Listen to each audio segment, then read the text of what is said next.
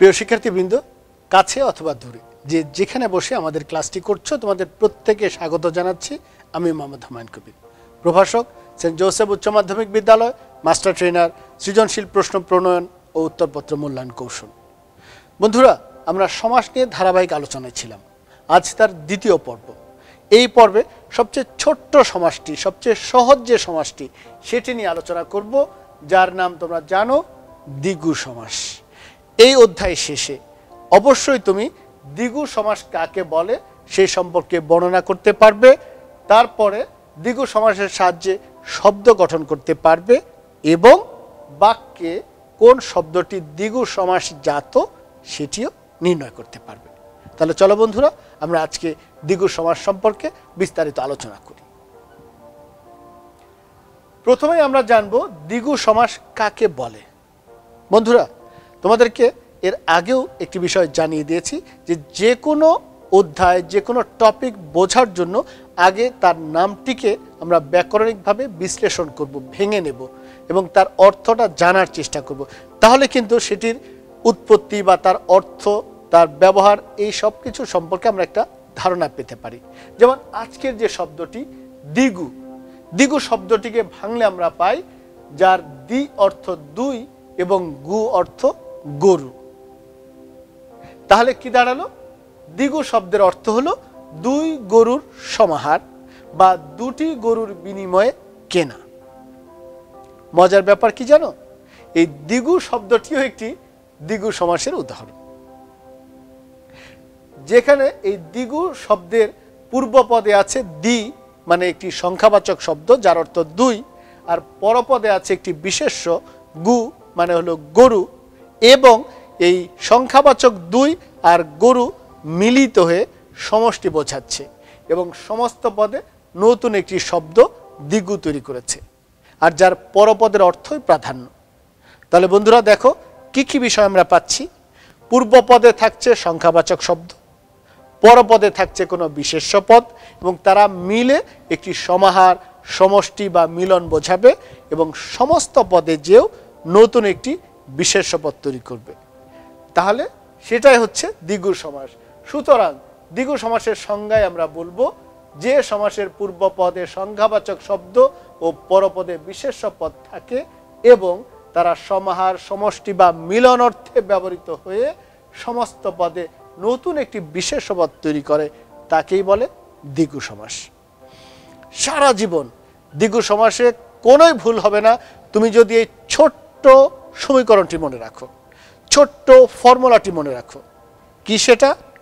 আবার বলছি, ভালো করে মনোযোগ দিয়ে শোনো।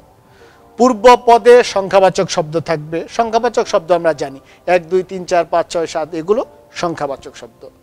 পরপদে থাকবে কোনো বিশেষ্য বা কোনো নাউন।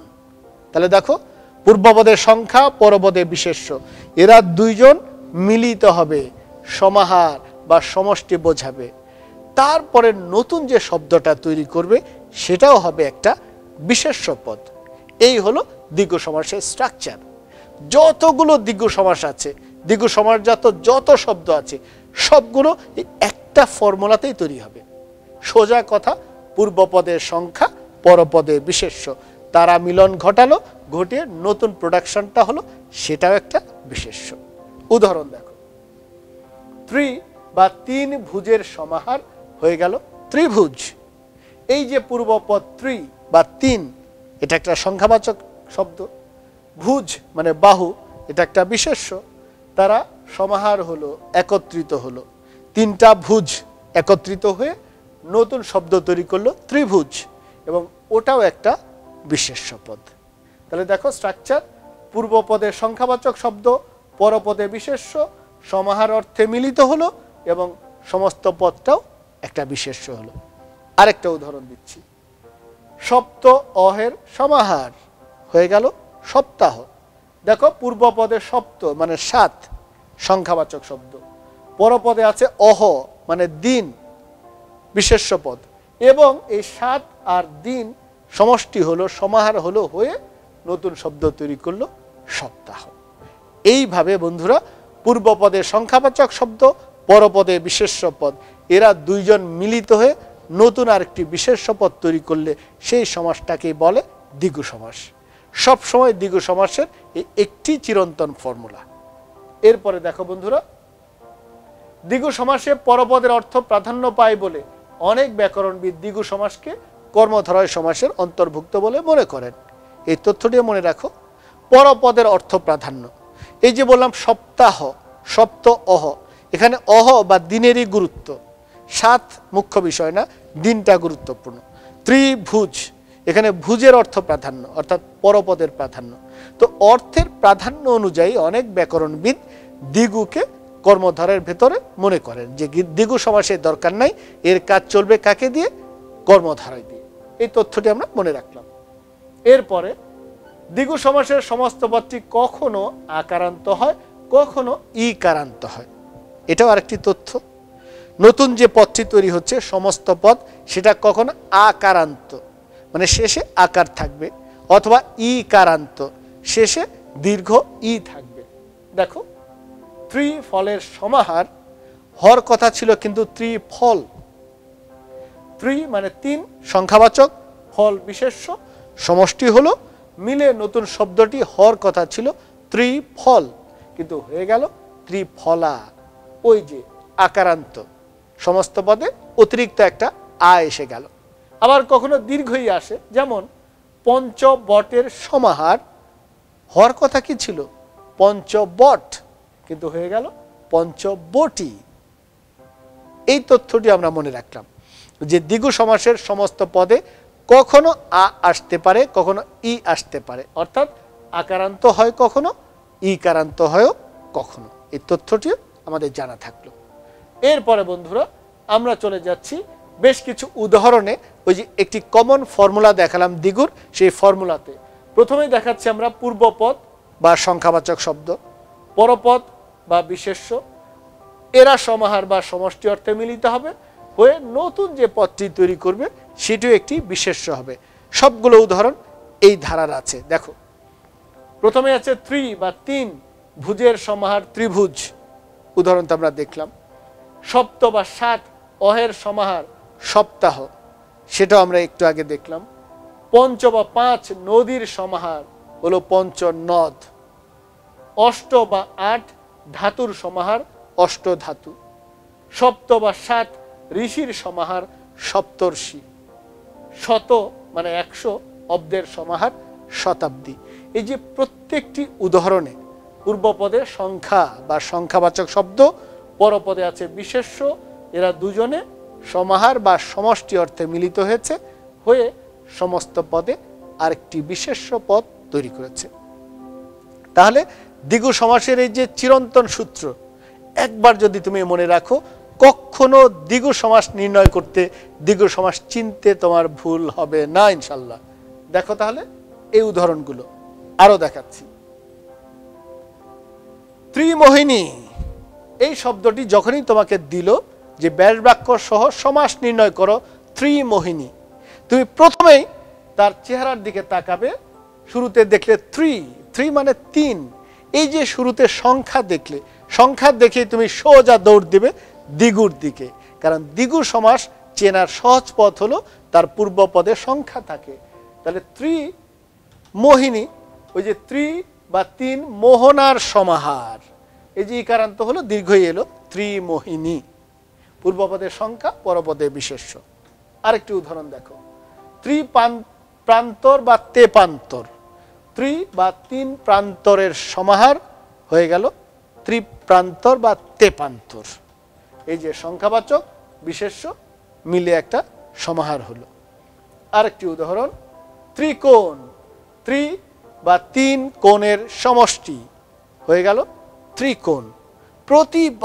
প্রতিবার বন্ধুরা দেখবে পূর্বপদে কোনো না কোনো একটা সংখ্যা থাকবেই এবং পরপদে বিশেষ্য থাকবে, আর এই সংখ্যা আর বিশেষ্য পদ মিলে সমাহার বা সমষ্টি বোঝাবে এবং নতুন যে শব্দটি হবে সেটি হবে বিশেষ্য পদ।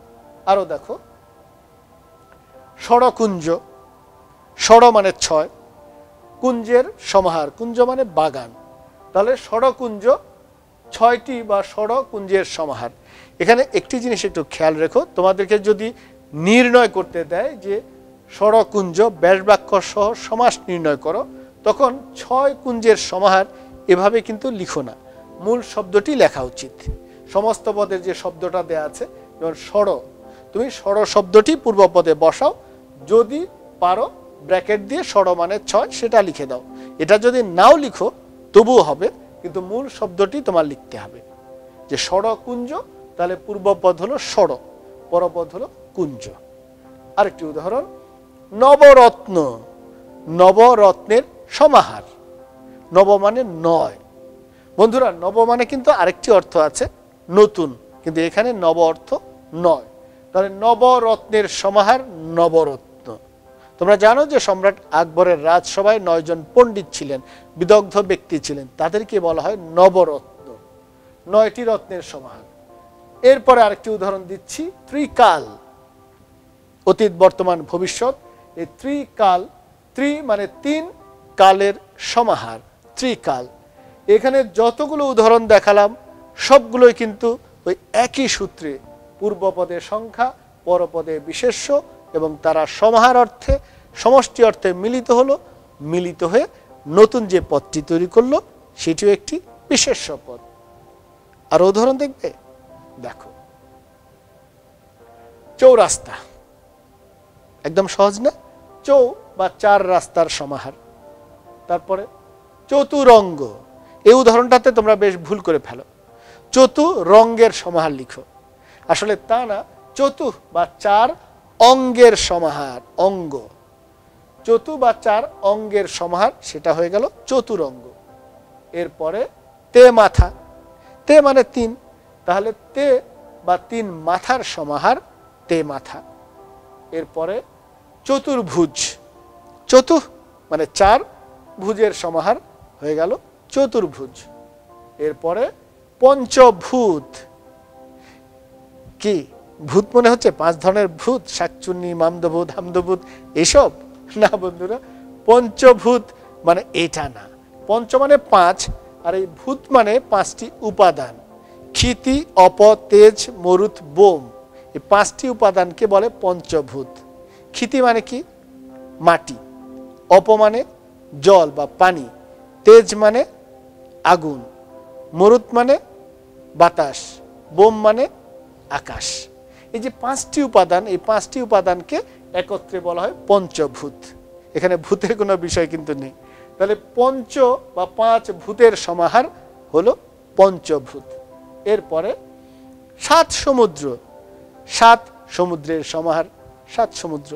তাহলে যে যতগুলো উদাহরণ দিলাম বন্ধুরা, দেখতে পেলে যে প্রতিটাতেই পূর্বপদে সংখ্যাবাচক শব্দ, পরপদে বিশেষ্য, এবং তারা সমাহার বা সমষ্টি অর্থে মিলিত হয়ে নতুন যে শব্দটি তৈরি করছে সেটিও একটি বিশেষ্য পদ। আর এই হলো আমাদের দ্বিগু সমাস। প্রত্যেকটা দ্বিগু সমাস এই একটা ফর্মুলাতেই চলবে।